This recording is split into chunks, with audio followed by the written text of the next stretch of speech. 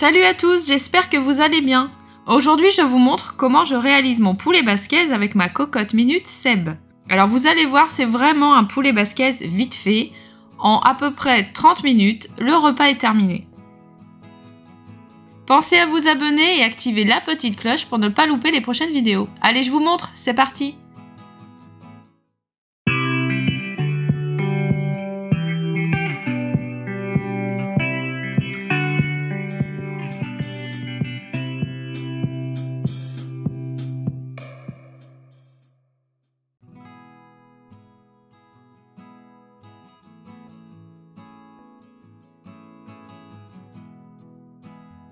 Pour réaliser mon poulet basquaise, donc j'ai besoin de poulet. Donc j'ai pris à peu près 500 g de poulet. Donc vous pouvez prendre des blancs de poulet, des aiguillettes de poulet ou encore de l'émincé. Là, pour cette fois-ci, ce sera de l'émincé, c'est ce que j'avais dans mon congélateur. Mais d'habitude, je prends des blancs de poulet. Donc si vous avez des blancs de poulet, c'est un peu trop gros. Donc moi, souvent, je coupe mes blancs de poulet en 3 parties. Ensuite, je prends des lardons fumés ou des allumettes fumées. Donc moi, je préfère les allumettes fumées parce que je trouve que c'est un petit peu moins gras. J'ai besoin de 2 oignons, 3 gousses d'ail, du sel, du poivre et de 3 poivrons. Alors moi, j'ai toujours des poivrons dans mon congélateur parce que je le fais très souvent. J'achète mes poivrons, je les épluche, je les coupe en lamelles et je les lave sous l'eau froide. Et ensuite, je les essuie bien avec du sopalin. Et je les congèle dans un sac congélation et je trouve que c'est très pratique car quand on a besoin d'une petite poignée de poivrons, c'est déjà prêt dans le congélateur. Après vous allez me dire oui, ils vendent aussi des sachets de poivrons déjà coupés, mais j'aime bien faire comme ça. Donc là j'avais déjà mes 3 poivrons coupés en lamelles.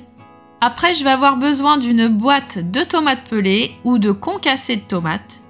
Ou bien encore si vous n'avez pas ça, c'est ce que j'ai fait cette fois-ci, j'ai pris du coulis de tomates, tout simplement. Donc il faudra 2 briques.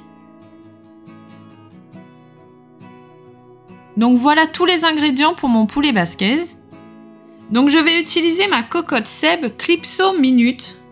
Donc si ça vous intéresse, vous pouvez aller jeter un petit coup d'œil sur ma vidéo précédente. J'avais fait une vidéo présentation de ma cocotte Seb. Je vous mettrai le lien dans la description. Vous pouvez aller jeter un petit coup d'œil si ça vous intéresse. Alors c'est parti, je commence par éplucher mes 2 oignons et mes gousses d'ail. Donc je vais les couper ni trop gros ni trop petits, hein, des morceaux d'oignons, c'est très bien, je ne vais pas les émincer.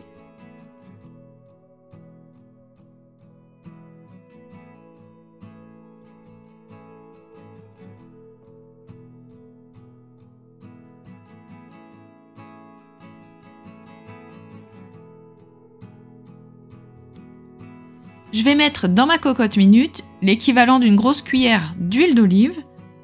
Et je vais ajouter mes allumettes fumées.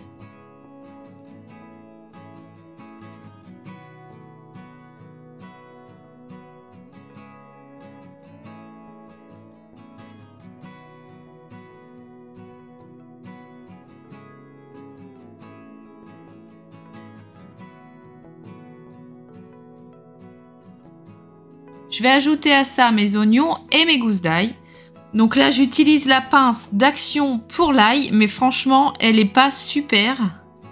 Donc vraiment, je vous la déconseille.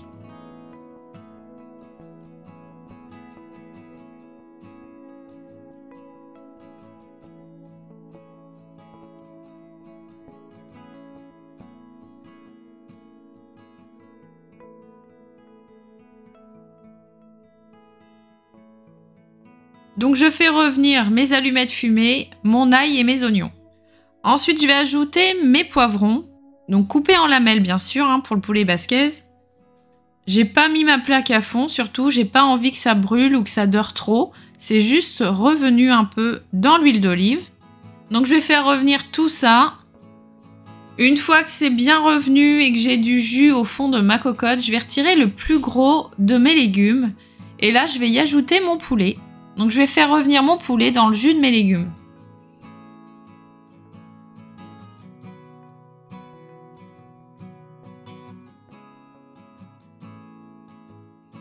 Donc là c'est de l'émincé de poulet, donc c'était une barquette de 500 g. Je fais revenir mon poulet, je vais le faire dorer tout simplement, ça sera bien.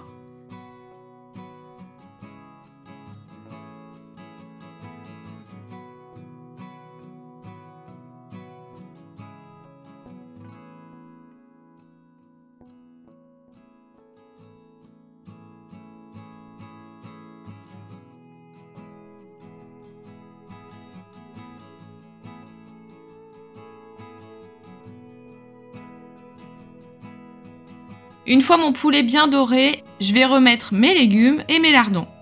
De là, je vais bien saler, je vais poivrer. Je vais mélanger un peu et je vais laisser un petit peu mijoter, pas longtemps.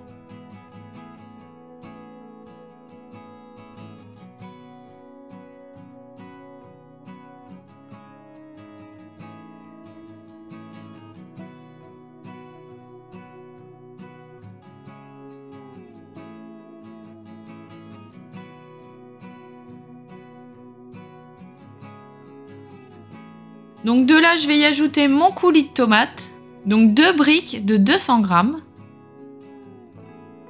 Et si vous avez une boîte de tomates pelées, c'est encore mieux.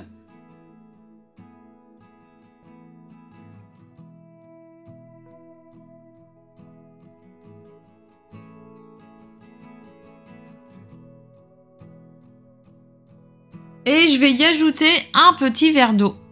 Donc de l'eau froide hein, surtout. Quand on cuisine, on prend toujours de l'eau froide, jamais de l'eau chaude. Voilà, donc n'hésitez pas à saler et poivrer s'il faut. Voilà, donc là c'est terminé. On va pouvoir fermer la cocotte minute. Donc, sur ce modèle de ma cocotte, il y a 3 modes. Donc il faut faire attention, il faut bien choisir le mode cocotte minute. Donc c'est le premier symbole. Donc il faut bien se placer dessus. Donc je ferme ma cocotte, j'appuie un petit peu pour que le joint adhère bien, je baisse la poignée et c'est parti, je mets à fond la plaque électrique.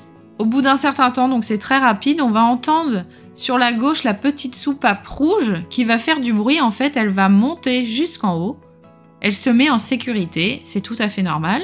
Et juste après, on va avoir de la vapeur qui va s'échapper sur la droite. Donc ça veut dire que c'est à ce moment-là qu'il faut commencer le temps de cuisson.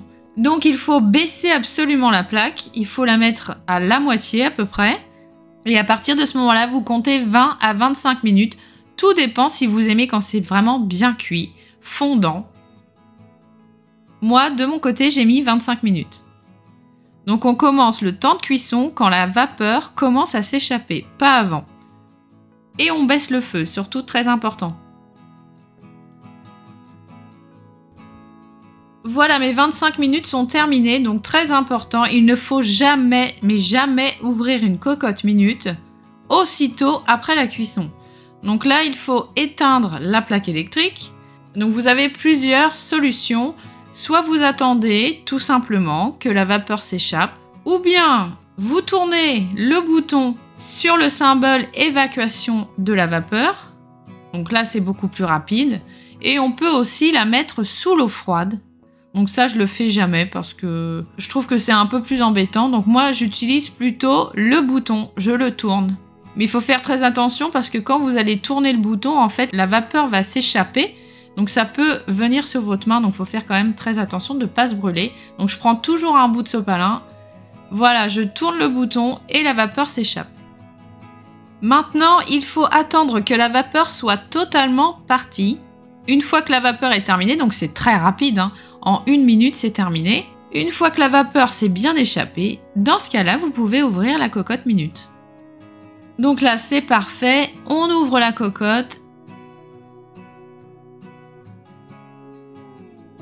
Donc voilà, mon poulet basquez est terminé, il a vraiment une très jolie couleur, il est très appétissant. N'hésitez pas d'assaisonner s'il y a besoin, donc il faut goûter avant de servir. Le poulet basquez, ça s'accompagne avec du riz ou bien encore avec des frites maison et c'est délicieux.